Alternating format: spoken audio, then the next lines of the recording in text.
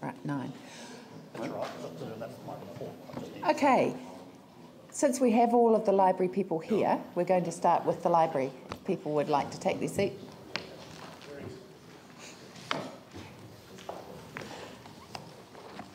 So, welcome and thank you for coming. Would you like to introduce everybody who's here? Because although we know you very well, some other people might want to know who you are. And remember that you're being live streamed. Yeah. Thank you, Deputy Mayor. Thank you, Councillors. My name is Liam Nolan. I'm the Unit Manager for the Anchor Projects. Good morning. My name is Carsten Auer. I represent the design team of Architectus and Schmidt Hammer-Lassen. I'm Peter Vors, Development Director for the Anchor Projects team. Carolyn Robertson, Libraries and Information Manager, Project Sponsor.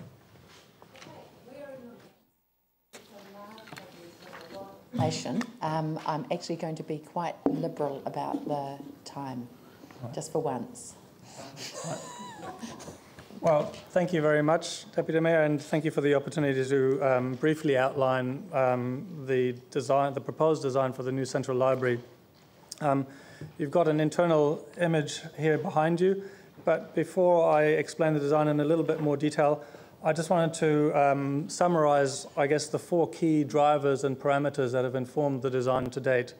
And those are primarily the outcome of the public consultation, and in particular, the council-led campaign of Your Library, Your Voice, the desire to create a international standard library based on best international practice, as well as urban design considerations, and then quite importantly also trying to capture what we've been describing as local identity, what makes this building specific to Christchurch.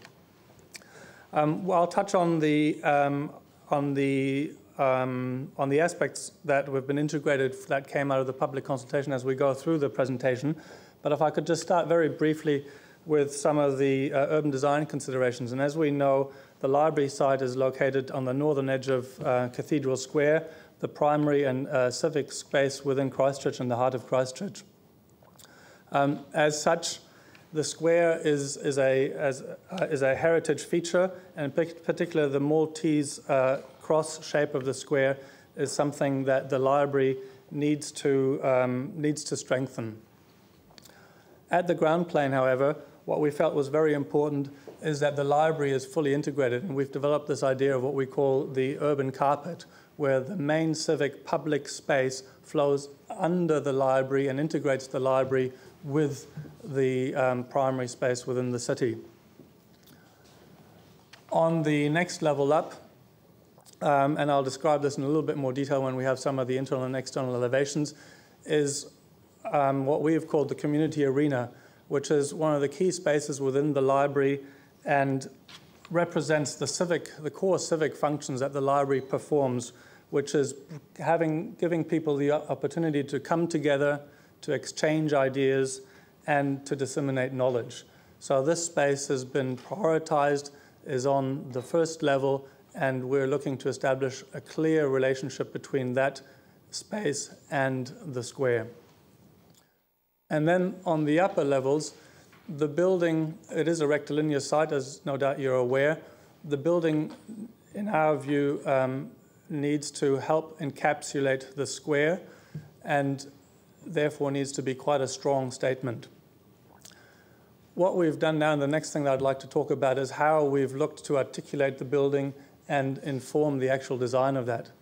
And with that, we've worked very closely and established a very good dialogue with Ngāi Tahu, and in particular the local hapu of Ngāi Tuahu Riri, and established with them how key values and cultural associations that are relevant to both the iwi and the hapu can be integrated into the primary design considerations.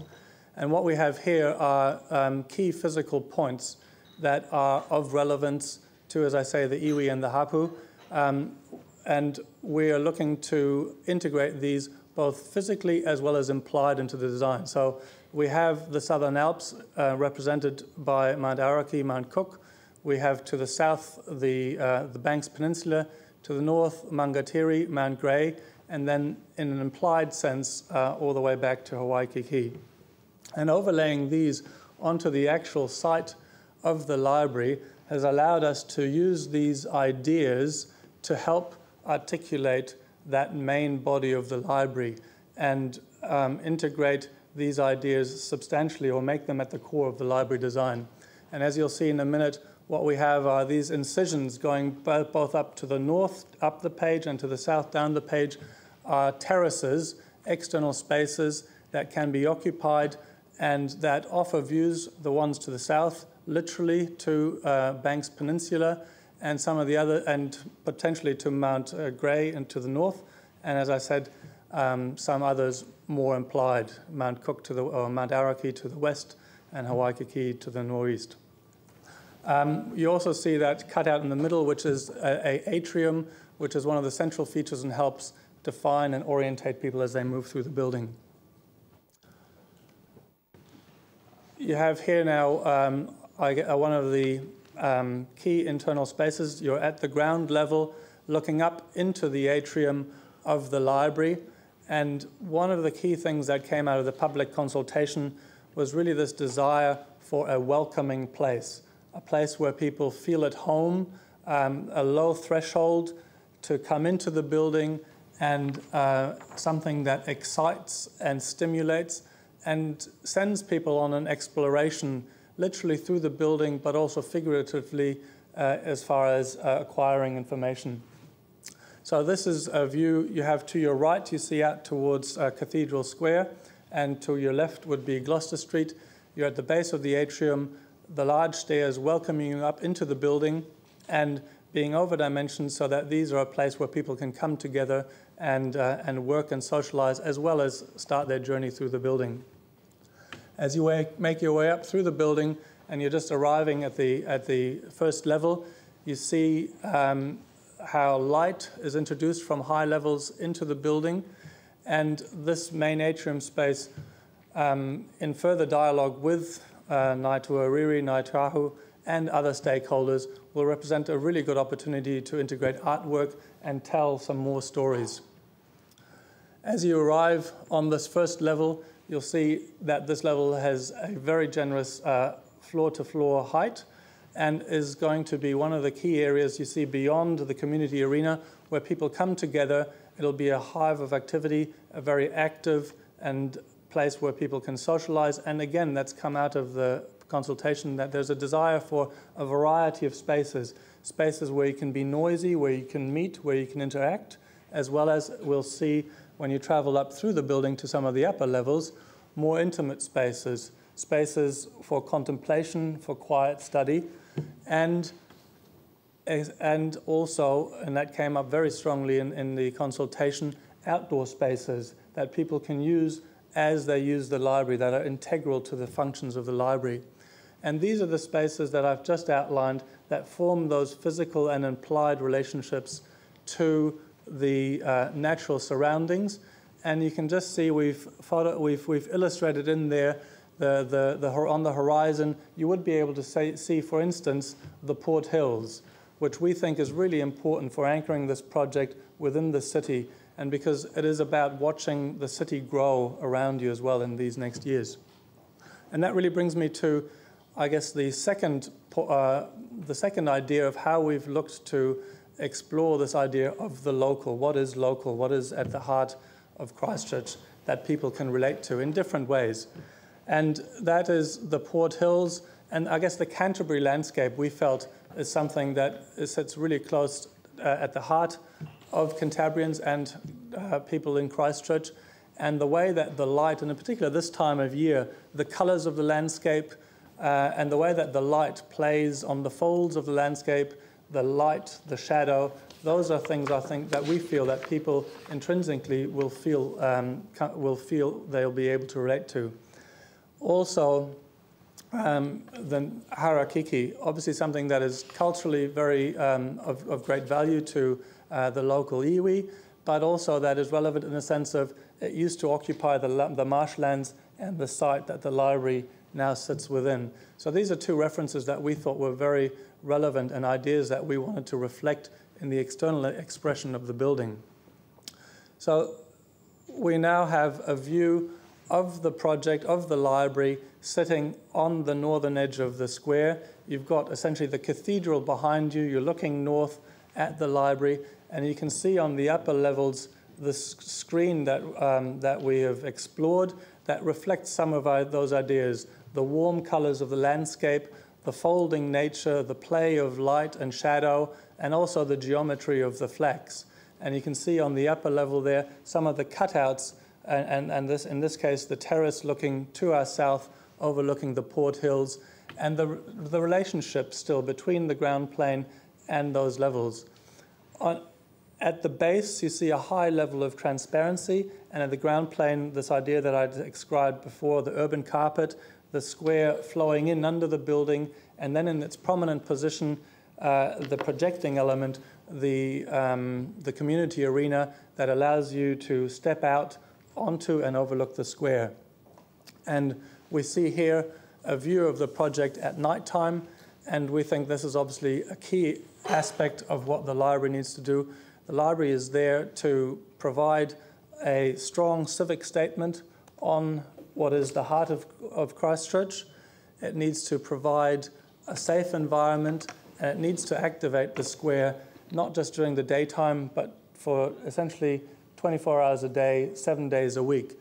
And we think that with the way, the layering and the ability and the transparency that this building has, that it will hopefully do so and be a place that instills civic pride in the citizens of Christchurch. So I might stop there, Vicky. I hope that was brief enough, and we're happy to take any questions. Thank you.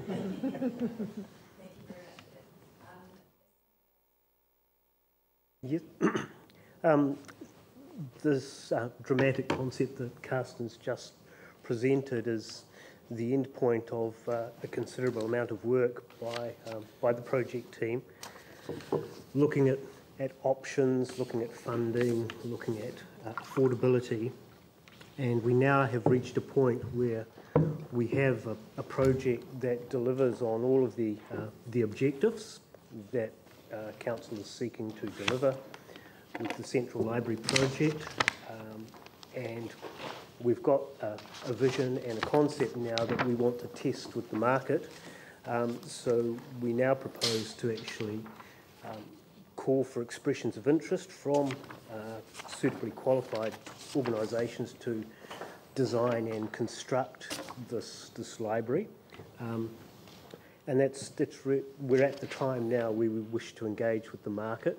We're going down a design and construct route because we want to actually give the local contractors the opportunity to apply their innovation and expertise to the key aspects of the building around the structure and the services, but working within the parameters that this really exciting concept has provided.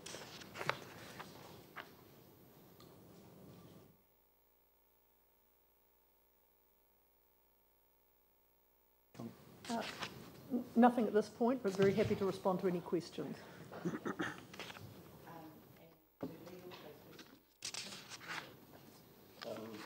Thank you. I've got a number of questions. I'll try and keep them as brief as possible.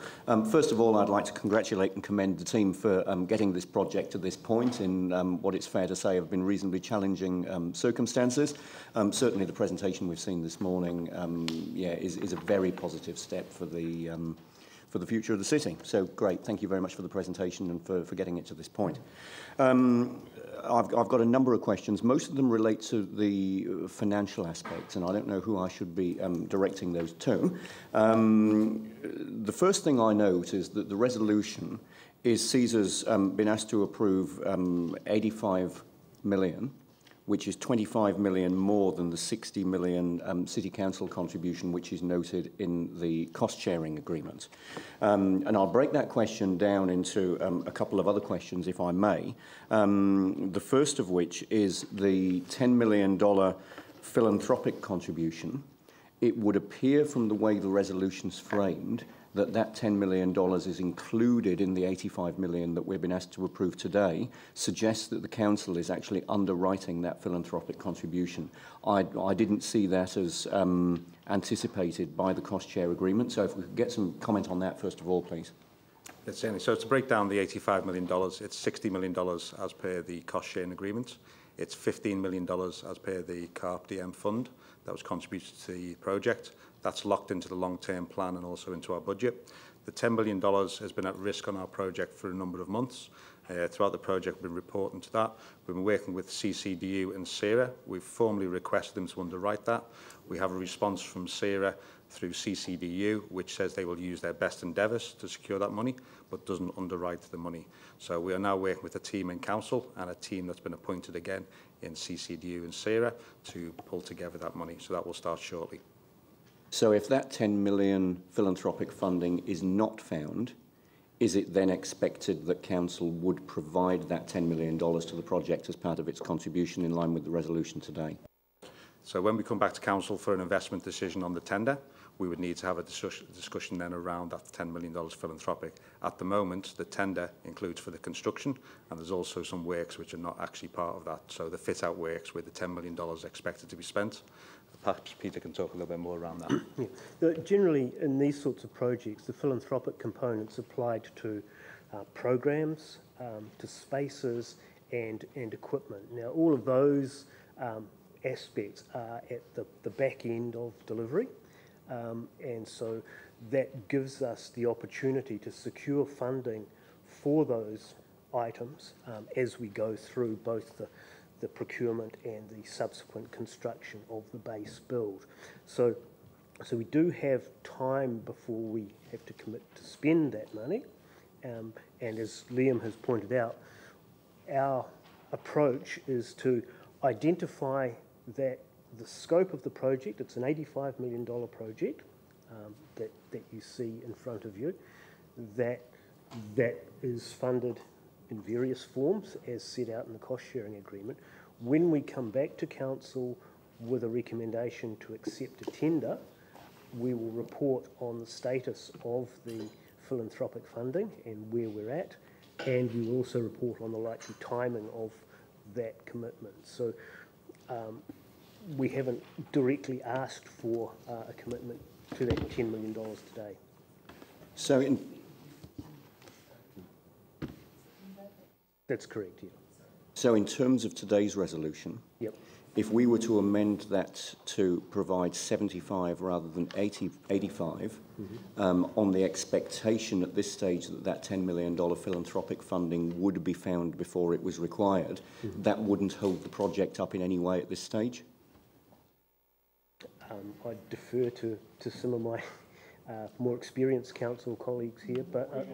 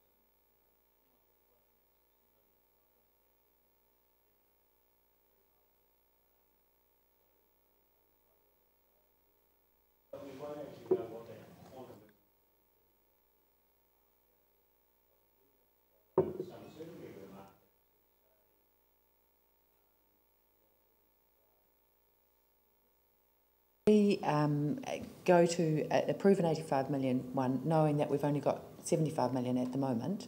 and none, say, of the $10 million philanthropic donations comes forward, we would potentially build the library but not fit out the top floor, or something that got us into that current budget, if that was the decision of the council in September. I would get the team to bring back a number of changes. Concepts, Yep. yeah. Yep. Okay. But certainly, look, we could build the building and the structure without fitting it out within Right. the 75 million. There'd be no, but again, just we would. It's an integrated approach right across the design, the architecture, links the outside and the That's fine. inside. That this is right. Yep. Okay. Thank you. So we're on questions. I've got Phil and then Yanni. Oh, sorry, Andrew. And I'll keep them as quick as I can. The 15 million from the Betterment Fund, that decision has already been made by way of council resolution, has it?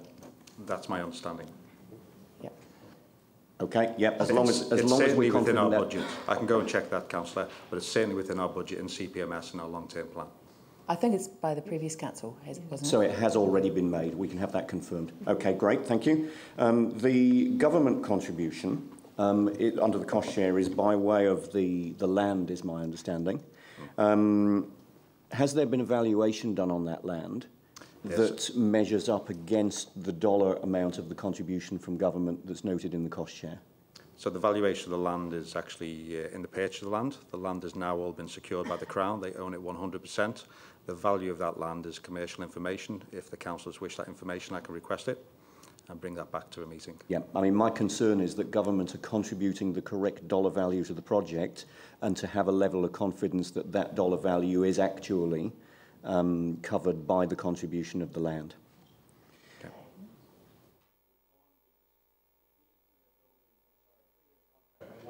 Actually have access and take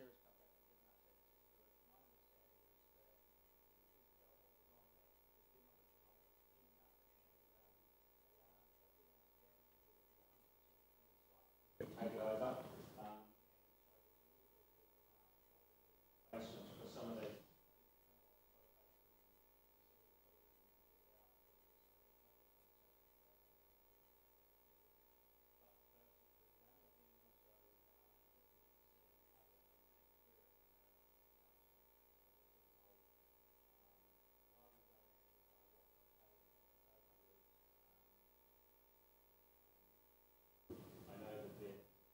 Yeah, I'm not so worried about what's been paid. What I am worried about is that the value of that land is at least equal to the government's committed contribution under the cost share, and I think we need to have that information to know that that contribution has been made as it should be. My only other couple of questions relate to where all of this sits in the annual plan, long-term plan. So the 85 million is contained within the long-term plan, the proposed long-term plan? 75 million. The 75 is. 75 million is contained. So the 10 so the additional risk. 10 million we've been asked to approve today is not in the long-term plan. No, that's philanthropic. Okay. And then just referring to clause 5.2, the new central library is anticipated to use the entire budget, and provision of this floor area within the budget will prove challenging. My concern is that that sounds like a little bit like a placeholder for a cost blowout. Are there any risks of that happening, and what would be the process in that case?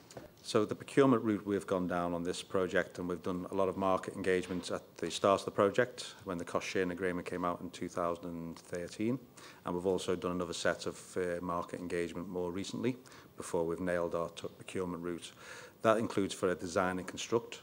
What that does, it gives the budget and the cost certainty to the market to actually come back to the client and give a price to build. So therefore, the documentation and the risk is not with the client, it's actually with the contractor.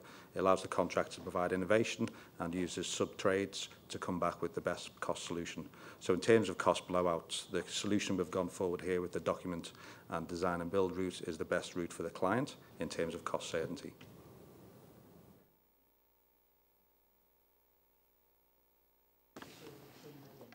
Is going to be an issue for a number of people. That we work on something that says something like council recognise that its confirmed contribution to this project is currently 75 million, that a report will come in September, and that further debate will happen on the additional 10 million or or however much it is at that stage. Yeah, that would solve it. Yeah, okay, I'll work on something like that while we have the rest of the questions. And I've forgotten who I acknowledged. Was it you, Phil? Sorry. My question is on the financing too. In 3.7 on page 32, there's reference to the Central Recovery Plan, Sarah also purchasing the old library site. I'm just wondering, did we get funding in terms of that site? Did that money come back to council? My understanding is that site has now been sold, and obviously the old central library has been demolished. That's been sold to Sarah as part of the convention centre site, and that money will flow back to council. So at some stage, could we learn what that amount is? Yep, I can go back to our finance team and find out that amount. That will be useful in terms of what we've received for that part. Okay. Thanks, Liam. Thank you. Yeah, I was concerned about the 10 million and whether we needed to consult around the spending of the 10 million. Can you just give me some advice around that? Like whether we need to go out for a SCP or consult as part of the long-term plan, the extra money?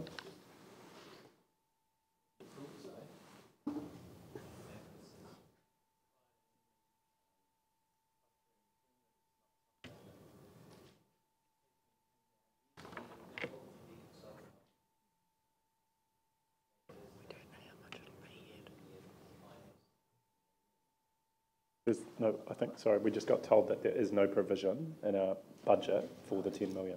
So we currently have nothing on budget for that 10 million. So the 75, I understand, the 15 and the 60, but the 10 million was always supposed to come from the Sarah from Philanthropic. So today we're being asked to invest up to 85 million. And I'm just mindful that the Auditor General doesn't like us putting things like up to. So, yeah. So,